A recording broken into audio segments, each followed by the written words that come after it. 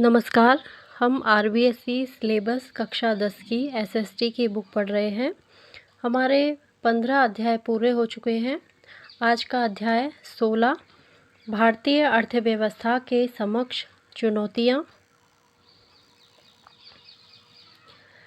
भारत आज विश्व की सबसे तेज बढ़ती अर्थव्यवस्थाओं में शामिल है तथा संपूर्ण विश्व इसकी बढ़ती आर्थिक शक्ति को स्वीकार कर रहा है। लेकिन इस विकास के साथ साथ भारतीय अर्थव्यवस्था को अनेक चुनौतियों का सामना भी करना पड़ रहा है।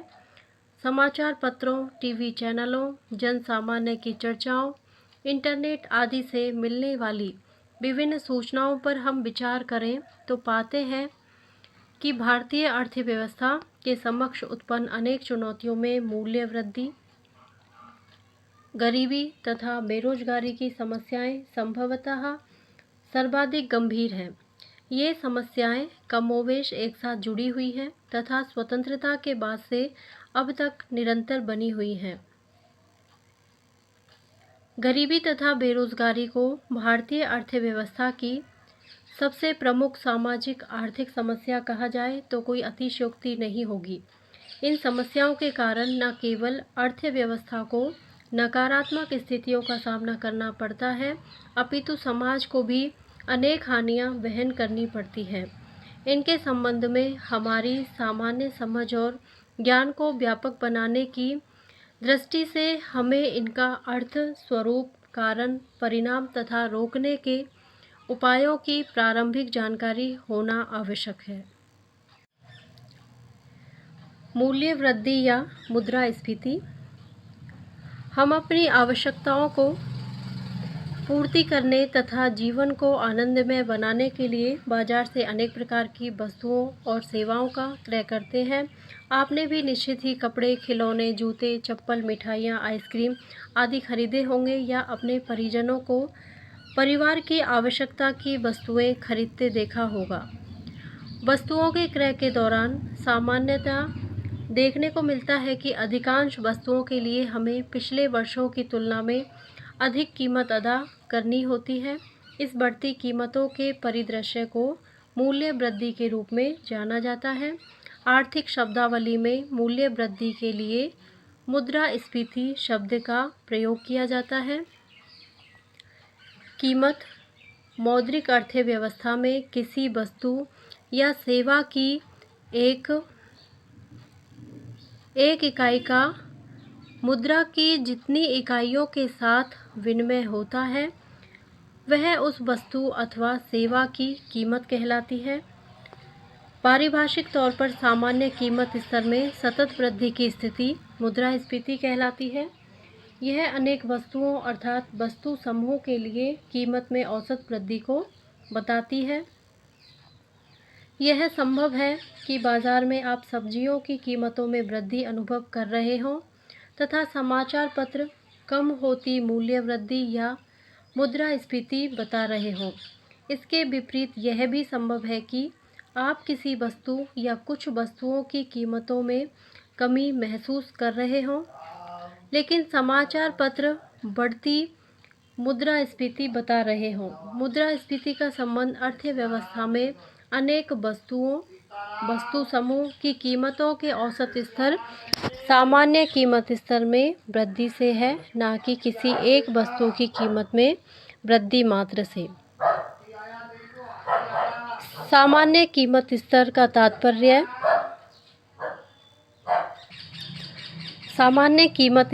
तात्पर्य अनेक वस्तुओं या एक वस्तु समूह की कीमतों के औसत स्तर से है। अतः सामान्य कीमत स्तर किसी एक वस्तु की कीमत को नहीं बताता, अपितु यह तो एक निश्चित वस्तु समूहों की औसत कीमत को व्यक्त करता है। मुद्रास्फीति का माप। मुद्रास्फीति की हानियों से बचने के लिए तथा इसके प्रभावी नियंत्रण हेतु इसे मापा जाना आवश्यक है। अतः सभी अर्थव्यवस्थाएं मुद्रास्फीति की दर के मापन हेतु भिन्न भिन्न प्रकार की कीमत सूचकांक बनाती हैं।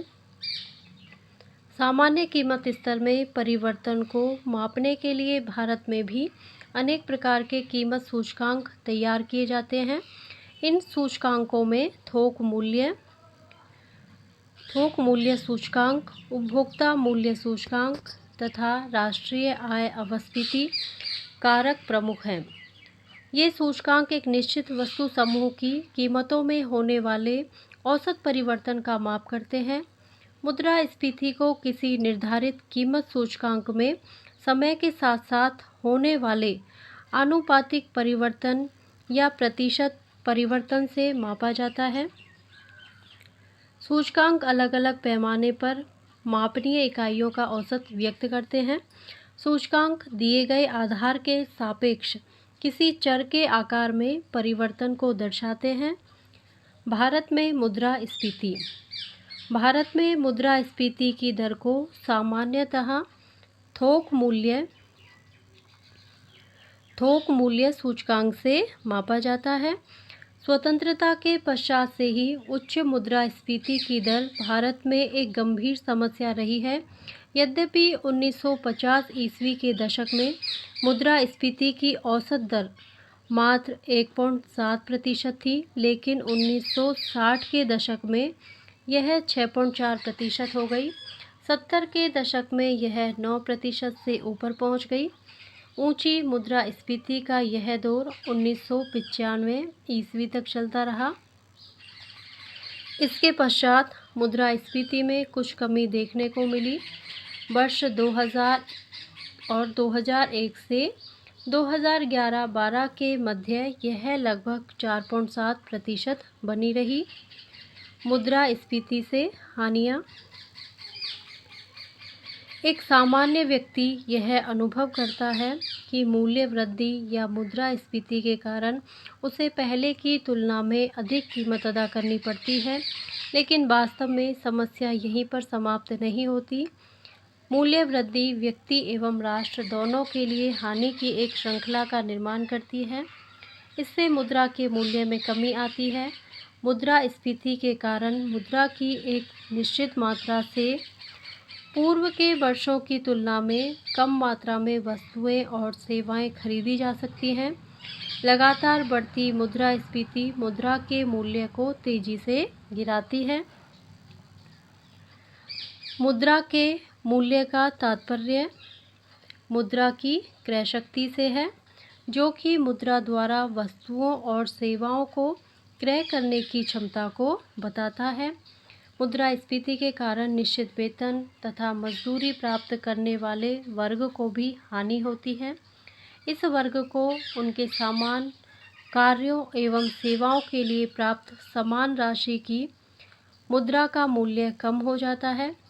मुद्रास्फीति को अन्यायपूर्ण माना जाता है, क्योंकि इससे बचतकर्ता की बचत का मूल्य गिरता है तथा ऋणी को मुद्रास्फीति से लाभ होता है, क्योंकि उसे कम मूल्य वाली मुद्रा वापस चुकानी होती है। मुद्रास्फीति का प्रभाव आर्थिक विकास की दर, गरीबी, बेरोजगारी, आय एवं धन के वितरण आदि पर भी पड़ता है, जिसका अध्ययन आगे की कक्षाओं में किया जाएगा। सार रूप में यह कहा जा सकता है कि मुद्रास्फीति विकास के लाभों को समाप्त कर देती है, अतः इसे नियंत्रण में रखे जाने की आवश्यकता होती है।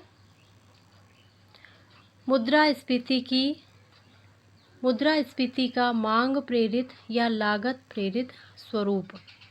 मुद्रास्फीति को कौन निर्धारित करता है, अर्थात मुद्रास्फीति के क्या कारण हैं, यह कभी कम तो कभी ज़्यादा क्यों होती है।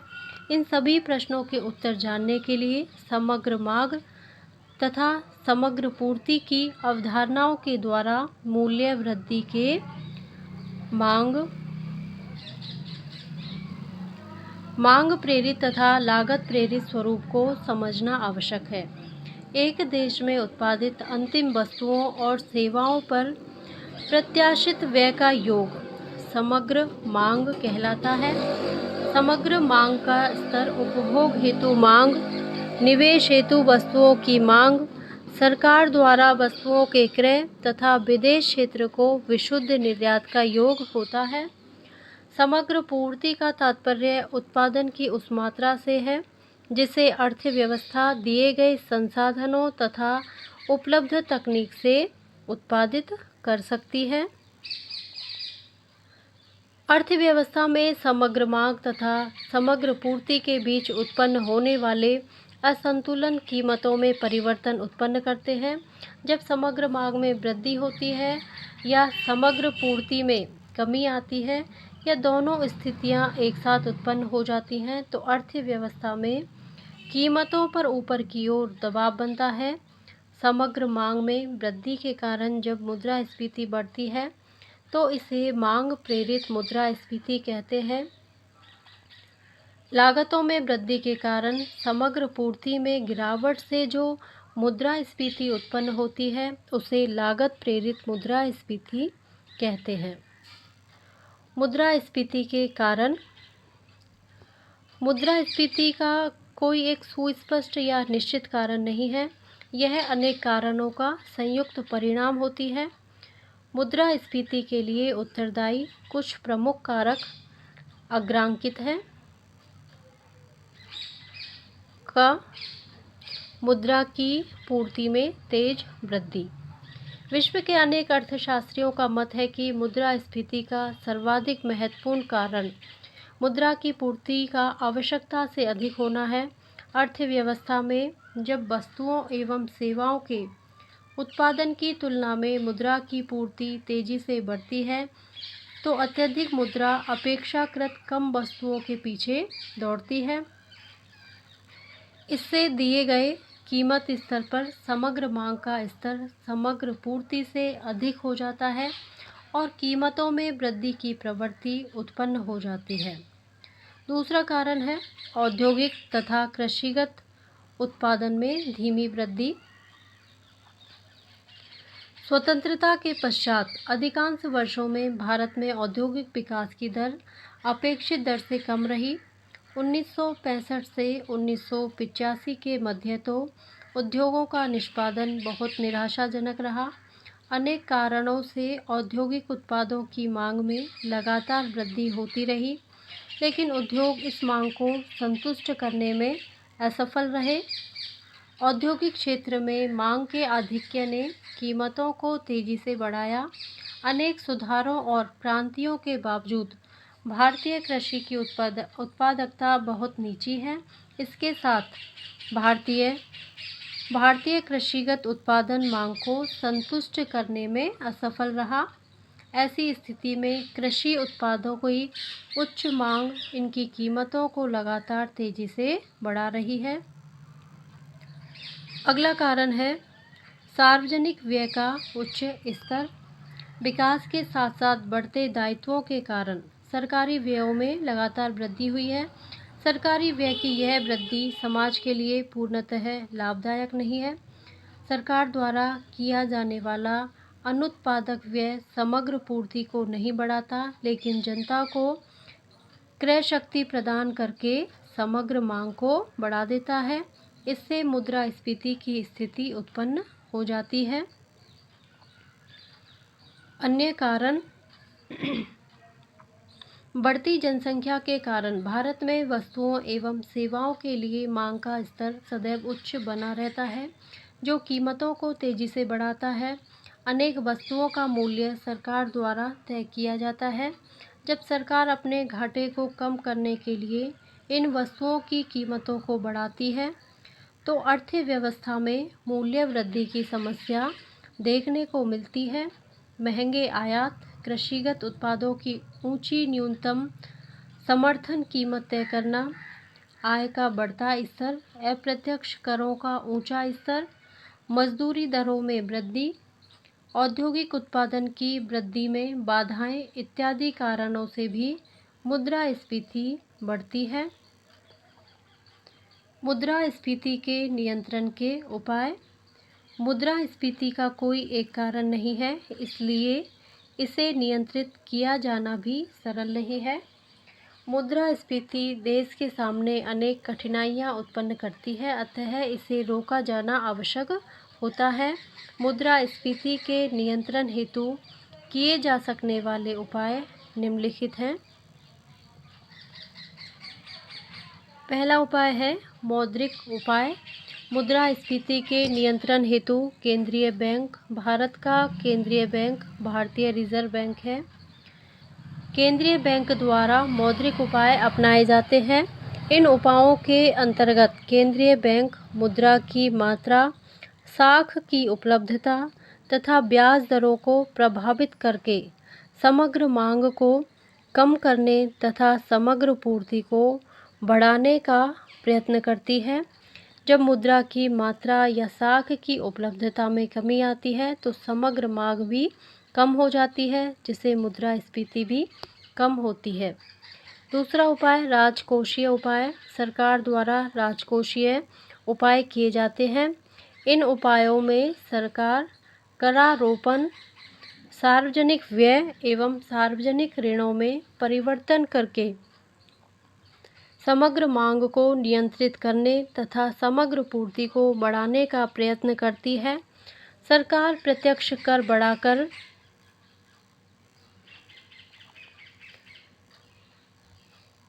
कर बढ़ाकर तथा सार्वजनिक व्यय में कमी करके तथा सार्वजनिक ऋण लेकर समग्र मांग को नियंत्रित करके मुद्रास्फीति को कम कर सकती है। सरकार अप्रत्यक्ष करों को कम करके एवं उत्पादक निवेश बढ़ाकर समग्र पूर्ति में वृद्धि के माध्यम से भी मुद्रास्फीति को नियंत्रित कर सकती है। अन्य उपाय उपर्युक्त वर्णित उपायों के अतिरिक्त आवश्यक वस्तुओं को सार्वजनिक वितरण प्रणाली के माध्यम से उचित मूल्य की दुकानों पर उपलब्ध करवाकर आधिक्य मांग वाली वस्तुओं का आयात करके प्रशासनिक कीमतों में कमी करके भी मूल्य वृद्धि को रोका जा सकता है। सरकार द्वारा कृषि एवं उद्योगों को दिया जाने वाला निवेश प्रोत्साहन भी समग्र पूर्ति को बढ़ाकर मूल्य वृद्धि पर नियंत्रण में उपयोगी होता है। गरीबी वह स्थिति है जिसमें व्यक्ति जीवन निर्वाह न्यूनतम आवश्यकताओं को पूरा करने में भी असफल हो जाता है। गरीबी एक व्यापक अवधारणा है जिसके अनेक आयाम हैं, लेकिन सामान्य तौर पर गरीबी शब्द का तात्पर्य आर्थिक अपवेशन से लिया जाता है, अर्थात धन तथा संपदा के अभाव को गरीबी कहा जाता है। हम देखते हैं कि एक और कुछ लोग ऐसे घरों में रहते हैं जो बहुत बड़े और सुंदर हैं, एवं दूसरी ओर कुछ लोगों के पास घर ही नहीं होते या कच्चे घर होते हैं। आपने अनेक ऐसे बच्चों को देखा होगा जो विद्यालय आने में समर्थ नहीं हैं। उन्हें अपनी तथा परिवार की आवश्यकताओं को पूरा करने के लिए काम पर जाना पड़ता है। हम कह सकते हैं कि समाज में कुछ लोग अमीर होते हैं तथा कुछ लोग गरीब होते हैं। गरीबों के पास धन का अभाव होता है तथा वे अपने जीवन के लिए आवश्यक भोजन, कपड़ा, मकान, शिक्षा, स्वास्थ्य आदि का न्यूनतम स्तर भी प्राप्त नहीं कर पाते हैं। निरपेक्ष गरीबी तथा सापेक्ष गरीबी। निरपेक्ष गरीबी इसमें जीवन निर्वाह हेतु न्यूनतम या मूलभूत आवश्यकताओं का एक मानक स्तर तय कर लिया जाता है। इसके पश्चात उन लोगों को निरपेक्ष गरीबी की स्थिति में माना जाता है जो न्यूनतम आवश्यकताओं के मानक स्तर को प्राप्त नहीं कर पाए। अतः निरपेक्ष गरीबी वह स्थिति है जिसमें व्यक्ति अपने जीवन की न्यूनतम आवश्यकताओं को भी पूरा नहीं कर पाता। निरपेक्ष गरीबी का विचार अविकसित राष्ट्रों में अधिक उपयोगी है। भारत जैसे राष्ट्रों में जब गरीबी शब्द का उपयोग किया जाता है तो इसका तात्पर्य निरपेक्ष गरीबी से ही होता है। न्यूनतम या मूलभूत आवश्यकताओं का मानक स्तर सभी राष्ट्रों में अलग अलग होता है। यह मानक स्तर राष्ट्र के विकास की स्थिति, लोगों के जीवन स्तर, अर्थव्यवस्था में मुद्रास्फीति की स्थिति आदि पर निर्भर करता है। ये कारक सभी राष्ट्रों में अलग अलग हैं। अतः सभी राष्ट्रों में निरपेक्ष गरीबी के निर्धारण हेतु न्यूनतम आवश्यकताओं का मानक स्तर अर्थात गरीबी रेखा भी भिन्न भिन्न होती है। सापेक्ष गरीबी समाज या राष्ट्र के विभिन्न वर्गों के बीच आय या धन या उपभोग व्यय के वितरण में सापेक्षिक असमानताओं का माप सापेक्षिक गरीबी कहलाती है। यह विचार विकसित राष्ट्रों में अपेक्षाकृत अधिक उपयोगी है। भारत में गरीबी का माप। भारत में गरीबी के मापन हेतु प्रथम प्रयास दादाभाई नौरोजी ने 1868 ईस्वी में किया था। स्वतंत्रता पूर्व राष्ट्रीय नियोजन समिति द्वारा भी गरीबी के अनुमान प्रस्तुत किए गए थे। स्वतंत्रता के पश्चात गरीबी रेखा के निर्धारण तथा गरीबी को परिभाषित करने हेतु 1962 ईस्वी में योजना आयोग द्वारा एक अध्ययन दल का गठन किया गया। 1971 में V.M. दांडेकर तथा नीलकंठ रथ ने गरीबी के लिए एक कसौटी को परिभाषित किया।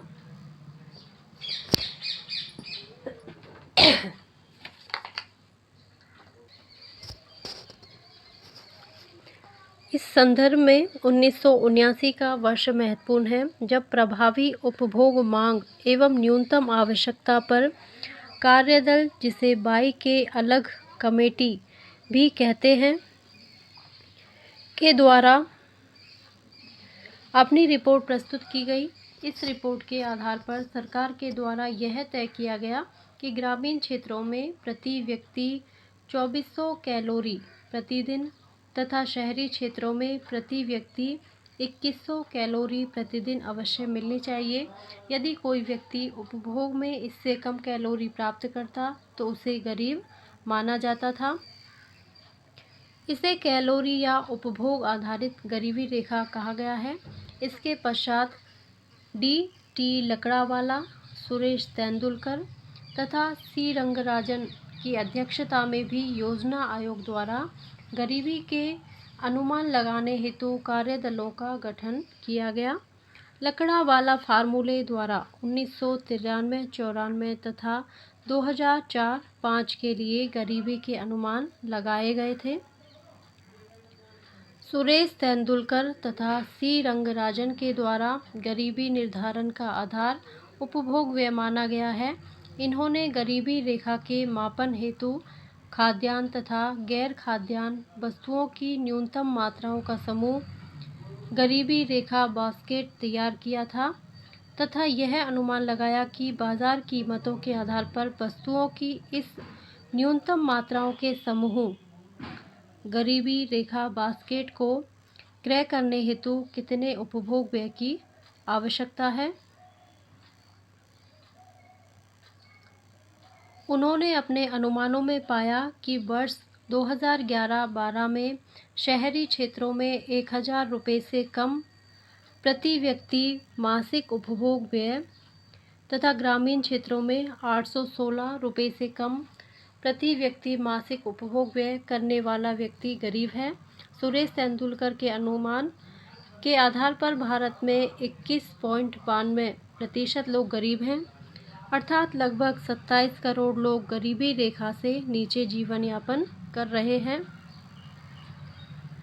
C. रंगराजन ने वर्ष 2011-12 के लिए ग्रामीण क्षेत्रों में 972 रुपये प्रति व्यक्ति मासिक उपभोग व्यय तथा शहरी क्षेत्रों में 1407 रुपये प्रति व्यक्ति मासिक उपभोग व्यय को गरीबी रेखा माना। इस आधार पर वर्ष 2011-12 में भारत में गरीबी 29.5% है।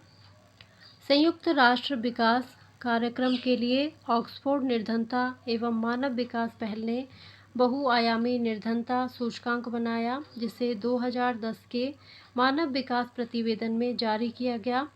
इस निर्धनता सूचकांक के आकलन हेतु 3 आयामों तथा 10 सूचकों का प्रयोग किया गया। भारत में विश्वसनीय समंकों के संकलन का कार्य राष्ट्रीय प्रतिदर्श सर्वेक्षण संगठन द्वारा किया जाता है। इसके द्वारा चलाए गए विभिन्न दौरों में एकत्रित किए गए उपभोग व्यय संबंधी समंकों के आधार पर विभिन्न विशेषज्ञ गरीबी का अनुमान लगाते हैं। रिकॉल अवधि। गरीबी आकलन एवं अनुमान हेतु किए जाने वाले समंकों के संकलन में 2 प्रकार की रिकॉल अवधि का उपयोग किया जाता है। समान रिकॉल अवधि में 30 दिन की अवधि के लिए उपभोग व्यय के समंक एकत्रित किए जाते हैं। मिश्रित रिकॉल अवधि में खाद्यान्न तथा गैर खाद्यान्न वस्तुओं पर उपभोग व्यय के समंक एकत्रित करने के लिए 2 अलग अलग संदर्भ अवधियों 30 दिन तथा 365 दिन का संयुक्त रूप से प्रयोग किया जाता है। गरीबी के कारण। भारत में गरीबी के लिए सामाजिक, आर्थिक एवं राजनीतिक कारण उत्तरदायी हैं। इन कारणों का विवेचन निम्नवत है। पहला है सामाजिक कारण। भारत में सामाजिक ढांचा गरीबी को बढ़ाने वाला रहा है। जन्म, विवाह एवं मृत्यु से संबंधित अनेक परंपराएं ऐसी हैं जो व्यक्ति को कर्जदार बना देती हैं। व्यक्ति जीवन पर्यंत उस कर्ज के बोझ से बाहर नहीं आ पाता। इस प्रकार बेटे के जन्म की चाह ने जनसंख्या वृद्धि में योगदान दिया है, जो गरीबी का एक प्रमुख कारण है।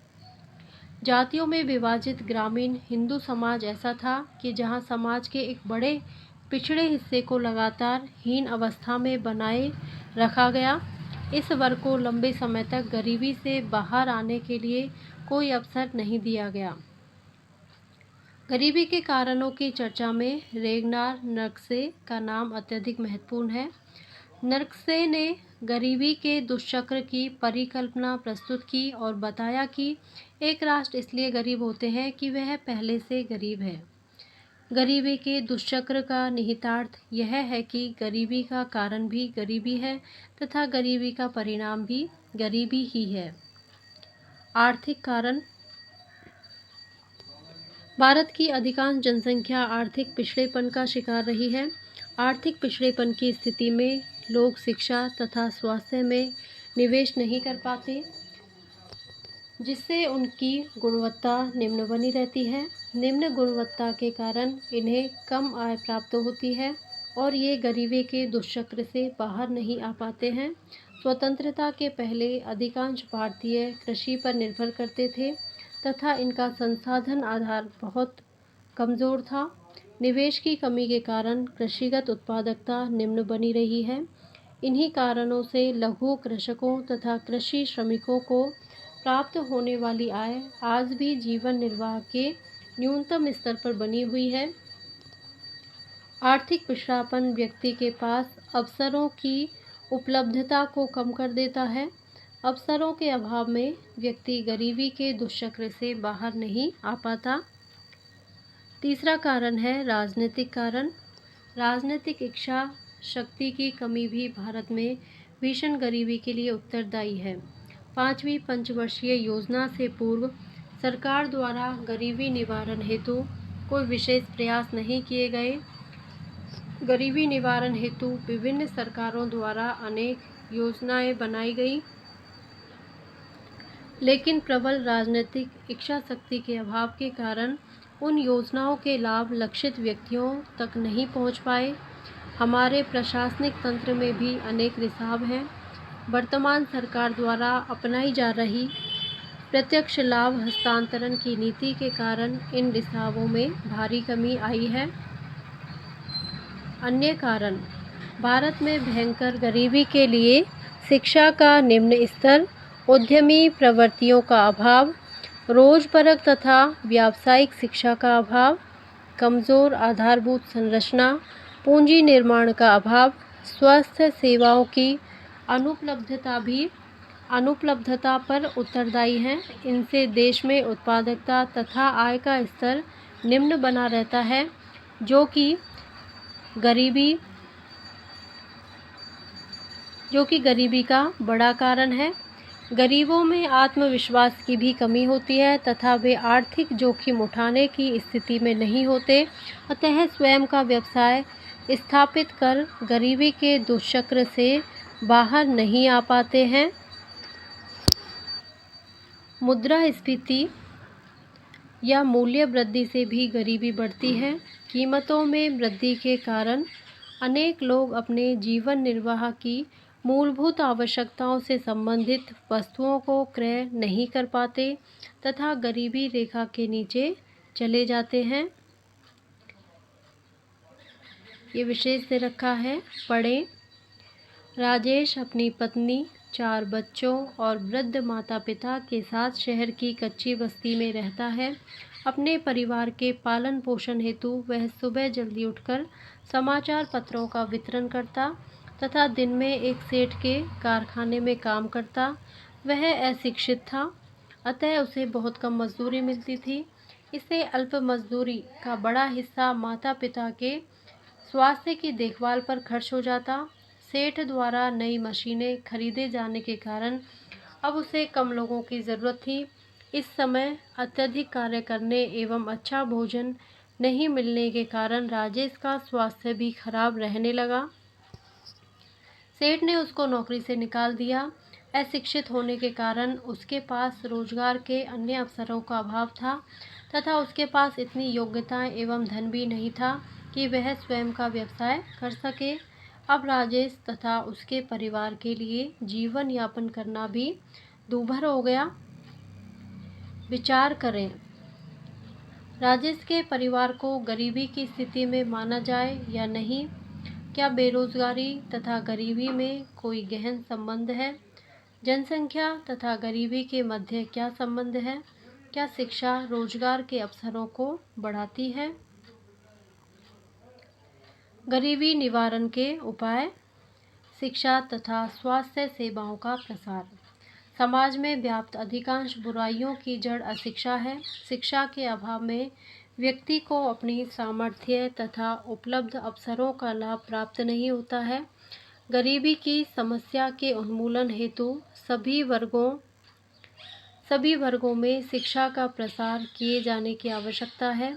शिक्षा प्राप्ति के फलस्वरूप श्रम की कुशलता तथा उत्पादकता में वृद्धि होती है। स्वास्थ्य सेवाओं के विस्तार द्वारा गरीबों की कुशलता एवं योग्यता को बढ़ाकर उत्पादकता को बढ़ाया जा सकता है। शिक्षा तथा स्वास्थ्य सामान्य श्रम को मानव पूंजी में परिवर्तित कर देते हैं। मानव पूंजी के कारण ही जापान तथा अमेरिका आर्थिक शक्ति बन पाए हैं। अतः सरकार को गरीब वर्गों में शिक्षा का प्रसार एवं स्वास्थ्य सेवाओं का तेजी से विस्तार करना चाहिए। रोजगार के अवसरों में वृद्धि। बेरोजगारी तथा गरीबी में गहरा सह संबंध है। इन दोनों समस्याओं का सह अस्तित्व पाया जाता है। अतः रोजगार के अवसरों में वृद्धि करके गरीबी की समस्या को समाप्त या कम किया जा सकता है। समाज के जिन व्यक्तियों के पास कौशल या योग्यता है उन्हें स्वरोजगार हेतु प्रोत्साहित करके तथा संसाधन उपलब्ध करवाकर गरीबी के जाल से बाहर निकाला जा सकता है। ऐसे गरीब जिनमें कौशल का अभाव है उन्हें मजदूरी रोजगार प्रदान करके उनकी क्रय शक्ति में वृद्धि की जा सकती है। यद्यपि मजदूरी रोजगार एवं स्वरोजगार के अनेक कार्यक्रम वर्तमान तथा पूर्व सरकारों द्वारा चलाए गए हैं, लेकिन यह इतने पर्याप्त नहीं थे कि गरीबी की समस्या का समाधान कर सके। गरीबी निवारण हेतु शिक्षा को अधिक रोजगारपरक बनाकर रोजगार के अवसरों का विस्तार करना आवश्यक है। सामाजिक कुप्रथाओं पर नियंत्रण की आवश्यकता। भारतीय समाज में व्याप्त कुप्रथाओं ने समाज के विभिन्न वर्गों एवं व्यक्तियों के लिए अवसरों को सीमित रखा तथा उन्हें लगातार गरीब बनाए रखा। अनेक सामाजिक प्रथाएं जैसे शादी या मृत्यु के समय किए जाने वाला भारी व्यय अनुत्पादक व्यय है, जिससे गरीब व्यक्ति ऋण जाल में फंस जाता है और वह कभी भी गरीबी के चुंगल से मुक्त नहीं हो पाता। भारतीय व्यक्ति गरीबी को भाग्य की देन मानकर भी प्रयासहीन हो जाता है। समाज तथा संस्कृति में व्याप्त इन कुप्रथाओं को जब तक दूर नहीं किया जाता तब तक गरीबी निवारण संभव प्रतीत नहीं होता। जनसंख्या पर नियंत्रण। भारत विश्व का दूसरा सर्वाधिक जनसंख्या वाला देश है। स्वतंत्रता के पश्चात स्वास्थ्य सेवाओं के प्रसार ने मृत्यु दर में तेजी से कमी की, लेकिन जन्म दर में अपेक्षित सुधार नहीं हुआ। जन्म दर तथा मृत्यु दर के मध्य अंतर बढ़ने के कारण भारत की जनसंख्या तेजी से बढ़ रही है। इस तेज वृद्धि के कारण गरीबों की जो थोड़ी बहुत संपदाएं हैं उनका तेजी से विभाजन होता है तथा गरीब व्यक्ति अधिकाधिक गरीब हो जाता है। बच्चों की संख्या अधिक होने के कारण गरीब परिवार उनके लिए शिक्षा तथा स्वास्थ्य में भी निवेश नहीं कर पाता। अतः गरीबी निवारण हेतु जनसंख्या वृद्धि दर पर नियंत्रण लगाया जाना आवश्यक है। लक्षित व्यक्ति या समूह तक लाभों को पहुंचाना। गरीबी निवारण हेतु अनेक महत्वाकांक्षी योजनाएं एवं कार्यक्रम चलाए गए, लेकिन इन कार्यक्रमों में अनेक रिसाव थे, जिससे इनके अपेक्षित परिणाम नहीं मिले। इन रिसावों के कारण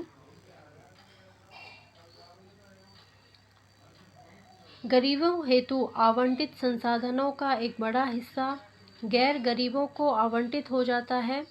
यदि सरकार गरीबी निवारण हेतु गंभीर है तो उसे यह सुनिश्चित करना होगा कि योजनाओं का लाभ गरीबों तक पहुँचे।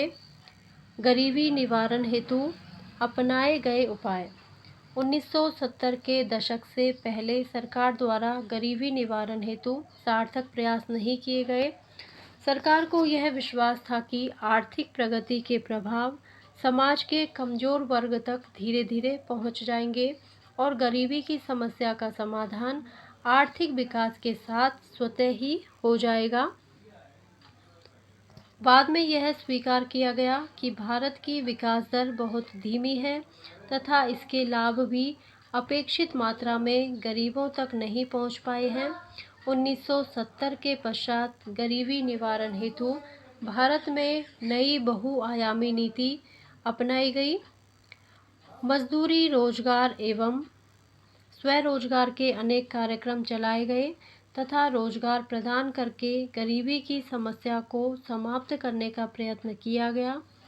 गरीबी उन्मूलन के लिए सरकार ने गरीबी की रेखा से नीचे बीपीएल जीवन यापन करने वाले परिवारों की पहचान करके उन्हें जीवन निर्वाह हेतु आवश्यक वस्तुएं एवं सेवाएं कम कीमत पर या मुफ्त में उपलब्ध करवाने की नीति भी अपनाई।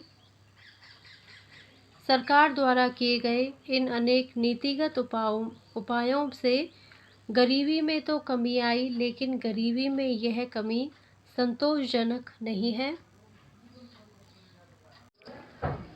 बेरोजगारी। कोई व्यक्ति कार्य के योग्य एवं इच्छुक हो लेकिन रोजगार प्राप्त करने में असफल हो तो इस स्थिति को बेरोजगारी कहा जाता है। अन्य शब्दों में यह भी कहा जा सकता है कि एक व्यक्ति जो किसी उत्पादकीय क्रिया में लाभकारी तौर पर कार्यरत नहीं है वह बेरोजगार है। भारत युवाओं का देश है, लेकिन वह युवा शक्ति तभी लाभदायक होगी जब इसे उचित रोजगार में नियोजित किया जा सकता है। अपने गांव या शहर में बहुत से लोग कृषि कार्य में लगे हैं तो अनेक लोग व्यवसाय में कार्यरत हैं। साथ ही कुछ लोग शिक्षा, स्वास्थ्य, बैंकिंग, बीमा आदि सेवाओं में कार्यरत हैं। प्रत्येक रोजगार प्राप्त व्यक्ति काम से स्वयं धन प्राप्त करता है तथा वह अपने राष्ट्र के लिए भी उत्पादन में योगदान करता है। रोजगार से व्यक्ति को धन की प्राप्ति के साथ अनुभव भी प्राप्त होता है, जिससे उसकी कार्य कुशलता में वृद्धि होती है। यदि व्यक्ति बेरोजगार रहता है तो उसे धन तथा कुशलता की हानि होती है और वह मानसिक अवसाद का सामना भी करता है। बेरोजगारी एक व्यक्ति को अकुशल तथा असामाजिक बना देती है। बेरोजगारी की स्थिति व्यक्ति, समाज एवं राष्ट्र के लिए अनेक हानियों का निर्माण करती है। बेरोजगारी को समझने के लिए आवश्यक है कि सर्वप्रथम श्रम शक्ति, कार्य शक्ति तथा बेरोजगारी की दर को समझा जाए। श्रम शक्ति का तात्पर्य उस जनसंख्या से है जो वस्तुओं एवं सेवाओं के उत्पादन हेतु चालू आर्थिक क्रियाओं के लिए श्रम की आपूर्ति करती है। इसमें रोजगारशुदा तथा बेरोजगार दोनों शामिल होते हैं। कार्य शक्ति श्रम शक्ति का वह भाग है जो रोजगार में है। प्रचलित मजदूरी की दरों पर कार्य करने के इच्छुक व्यक्ति को उसकी योग्यता के अनुसार कार्य नहीं मिलने पर वह बेरोजगार कहलाता है। बेरोजगारी दर बेरोजगार व्यक्तियों की संख्या का श्रम शक्ति में शामिल लोगों की संख्या से अनुपात है। बेरोजगारी दर के अनुमान 3 अलग अलग दृष्टिकोण क्रमशः सामान्य स्थिति, साप्ताहिक चालू स्थिति तथा चालू दैनिक स्थिति पर लगाए जाते हैं, जिनका अध्ययन हम उच्चतर कक्षाओं में करेंगे। भारत में बेरोजगारी का अनुमान लगाने हेतु भारतीय प्रतिदर्श सर्वेक्षण संगठन NSSO द्वारा अलग अलग दौरों का आयोजन करके आंकड़े जुटाए जाते हैं। बेरोजगारी संबंधी आंकड़े जुटाने के लिए इस संगठन ने 2011-12 में 68वां दौर चलाया था। इस दौर में पाया गया कि सामान्य स्थिति के आधार पर प्रति हजार जनसंख्या पर श्रम शक्ति 395 तथा कार्य शक्ति 386 रही। वह 2011-12 के 68वें दौर में सामान्य स्थिति पर बेरोजगारी दर 2.3% है। बेरोजगारी के प्रकार, पहला है मौसमी बेरोजगारी। बहुत से व्यवसाय ऐसे होते हैं जो मौसम बदलने के साथ समाप्त हो जाते हैं। ऐसे व्यवसाय वर्ष की एक निश्चित अवधि या मौसम में ही रोजगार देते हैं। कृषि तथा कृषि आधारित उद्योग इसका श्रेष्ठ उदाहरण है। जब मौसम प्रतिकूल होता है तो इन मौसमी व्यवसायों में लगे लोगों को बेरोजगारी का सामना करना पड़ता है। इसे मौसमी बेरोजगारी कहते हैं। संरचनात्मक बेरोजगारी, विकास के साथ साथ अर्थव्यवस्था की संरचना बदलती रहती है। किसी एक क्षेत्र में मांग कम होती है तो किसी दूसरे क्षेत्र में मांग बढ़ जाती है। अर्थव्यवस्था की संरचना में परिवर्तन के साथ साथ मांग का स्वरूप भी बदलता रहता है। इस प्रकार संरचनात्मक परिवर्तनों के कारण जो बेरोजगारी उत्पन्न होती है वह संरचनात्मक बेरोजगारी कहलाती है। अगला है तकनीकी बेरोजगारी। उत्पादन की तकनीक में सुधार तथा नवीन मशीनों के उपयोग के कारण जो बेरोजगारी होती है वह तकनीकी बेरोजगारी कहलाती है। घर्षणात्मक बेरोजगारी, इसे भिन्नात्मक बेरोजगारी भी कहा जाता है। दो रोजगार अवधियों के मध्य उत्पन्न बेरोजगारी को घर्षणात्मक बेरोजगारी कहते हैं। यह कार्य बदलने, हड़ताल, तालाबंदी आदि के कारण उत्पन्न होती है। यह बेरोजगारी अस्थायी प्रकृति की होती है। चक्रीय बेरोजगारी, अर्थव्यवस्था में होने वाले नियमित प्रकृति के उतार चढ़ावों, तेजी मंदी की स्थिति को व्यापार चक्र कहा जाता है। व्यापार चक्रों में जब मंदी की स्थिति होती है तो समग्र मांग का स्तर बहुत कम हो जाता है। इससे उत्पादन एवं रोजगार में भी गिरावट हो जाती है। समग्र मांग में कमी या व्यापार चक्रों के कारण चक्रीय बेरोजगारी की समस्या उत्पन्न हो जाती है। छिपी हुई या प्रच्छन्न बेरोजगारी, कई बार ऐसा भी होता है कि व्यक्ति रोजगार में संलग्न तो दिखाई देता है लेकिन कुल उत्पादन में उसका योगदान शून्य या नगण्य होता है। यदि आधिक्य या अतिरिक्त श्रम को उस कार्य से हटा भी लिया जाए तो कुल उत्पादन की मात्रा में कमी नहीं होती। इसे छिपी हुई बेरोजगारी कहा जाता है। यह बेरोजगारी अविकसित देशों के ग्रामीण क्षेत्रों में कृषि क्रियाओं में अधिक पाई जाती है। कृषि प्रधान विकासशील अर्थव्यवस्था होने के कारण यहाँ संरचनात्मक तथा छिपी हुई बेरोजगारी सर्वाधिक पाई जाती है। विकसित देशों में सामान्यतया चक्रीय तथा घर्षणात्मक बेरोजगारी अधिक देखने को मिलती है। बेरोजगारी के कारण, बेरोजगारी की समस्या अनेक कारणों का संयुक्त परिणाम है। इसके प्रमुख कारण निम्नांकित हैं। पहला है रोजगारपरक शिक्षा एवं प्रशिक्षण का अभाव। भारत में साक्षरता एवं शिक्षा का स्तर लगातार बढ़ रहा है और इसके साथ ही शिक्षित बेरोजगारी की नई समस्या भी दृष्टिगोचर हुई है। भारतीय शिक्षा में रोजगारपरकता का अभाव है। यहाँ शिक्षा की व्यावहारिक उपादेयता बहुत कम है। यहाँ शिक्षा प्राप्त करने के बावजूद छात्र रोजगार प्राप्त करने में असफल हो जाते हैं। इसी प्रकार भारत में कौशल प्रदान करने वाले प्रशिक्षण केंद्रों का अभाव भी है। प्रशिक्षण व्यक्ति को मानवीय पूंजी बनाता है जिससे उसके लिए रोजगार के अवसरों में वृद्धि होती है। बढ़ती जनसंख्या तथा श्रम शक्ति। सरकार द्वारा रोजगार प्रदान करने हेतु अनेक योजनाएं चलाई जा रही हैं, लेकिन ये जनसंख्या वृद्धि के साथ बढ़ती श्रम शक्ति को पूरी तरह खपाने में असफल रही है। भारत में श्रम शक्ति लगातार तेजी से बढ़ रही है। इसके लिए रोजगार के अवसरों के तेजी से सृजन की आवश्यकता है। अनुपयुक्त तकनीक। भारतीय कृषि तथा उद्योगों में आधुनिक तकनीक को तेजी से अपनाया जा रहा है। यह तकनीक पूंजी गहन तथा श्रम बचतकारी है। भारत जैसे देशों के लिए यह तकनीक उपयोगी नहीं है। भारत में ऐसी तकनीक अपनाए जाने की आवश्यकता है जो यहाँ की विशाल श्रम शक्ति को भी उपयोग में ले सके। अत्याधुनिक तकनीक भी भारत में बेरोजगारी के लिए उत्तरदायी है। कृषि का पिछड़ापन तथा धीमा विकास भी भारत में बेरोजगारी का बड़ा कारण है। आज भी लगभग 50% श्रम शक्ति कृषि तथा संबद्ध क्षेत्रों में रोजगार प्राप्त करती है।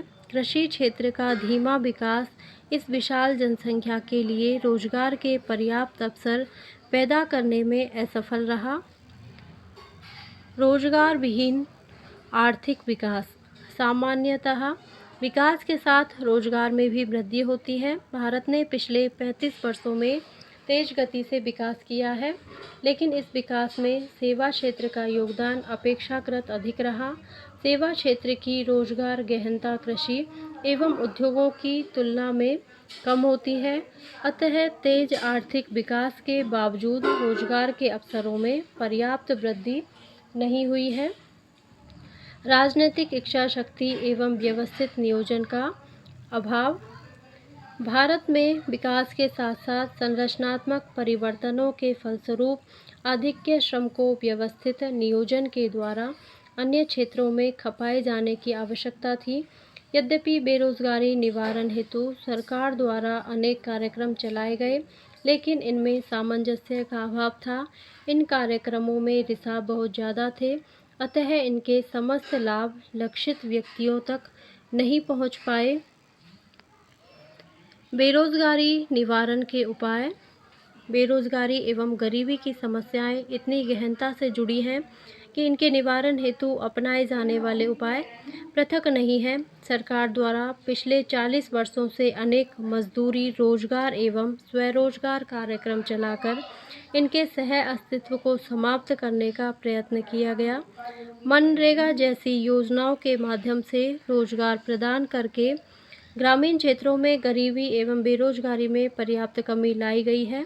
समानांतर चल रहे अनेक स्वरोजगार कार्यक्रमों ने शिक्षित एवं कुशल लोगों की बेरोजगारी को कम किया है। अर्थशास्त्रियों का मत है कि बेरोजगारी की दर को शून्य किया जाना संभव नहीं है। अर्थव्यवस्था में अल्प मात्रा में संरचनात्मक तथा घर्षणात्मक बेरोजगारी का अस्तित्व अवश्य ही बना रहता है। बेरोजगारी के कारण एक राष्ट्र अपने अधिकतम संभव उत्पादन के स्तर को प्राप्त नहीं कर पाता तथा उत्पादन का एक हिस्सा वो हमेशा के लिए खो देता है, जिसे वह सभी को रोजगार प्रदान करके उत्पादित कर सकता था। सरकार द्वारा निम्न उपाय अपनाकर बेरोजगारी में पर्याप्त कमी की जा सकती है।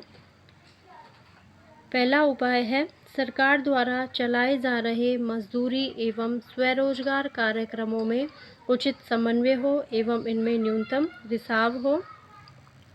शिक्षा को रोजगारपरक बनाया जाए तथा युवाओं को प्रशिक्षण एवं कौशल विकास के माध्यम से स्वरोजगार हेतु प्रोत्साहित किया जाए।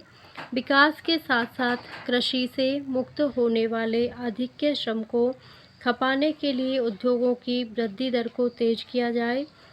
संभवतः सरकार द्वारा अपनाया गया महत्वाकांक्षी कार्यक्रम मेक इन इंडिया तथा निवेश प्रोत्साहन उपाय उद्योगों की वृद्धि दर को तेज गति प्रदान करेंगे। तीव्र औद्योगिक विकास द्वारा बेरोजगारी में भारी कमी की जा सकती है। कुशल नियोजन की आवश्यकता। भारत में प्रतिवर्ष लाखों नए युवा श्रम शक्ति में सम्मिलित होते हैं।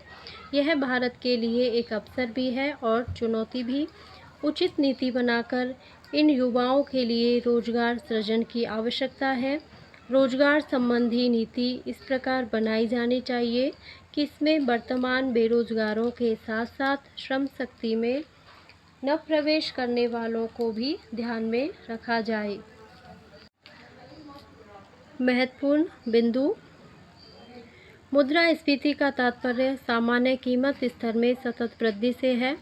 मुद्रास्फीति की दर को ज्ञात करने हेतु भारत में थोक मूल्य सूचकांक एवं अनेक प्रकार के उपभोक्ता मूल्य सूचकांक बनाए जाते हैं। कीमत तथा मुद्रा के मूल्य में विपरीत संबंध पाया जाता है। मुद्रास्फीति के नियंत्रण हेतु मौद्रिक तथा राजकोषीय उपाय अपनाए जा सकते हैं। भारत में गरीबी के अनुमान सर्वप्रथम दादा भाई नौरोजी द्वारा 1868 में लगाए गए। सुरेश तेंदुलकर के अनुसार वर्ष 2011-12 में भारत में 21.92% लोग गरीब थे। निरपेक्ष गरीबी वह स्थिति है जिसमें व्यक्ति अपनी मूलभूत आवश्यकताओं को भी पूरा नहीं कर पाता है।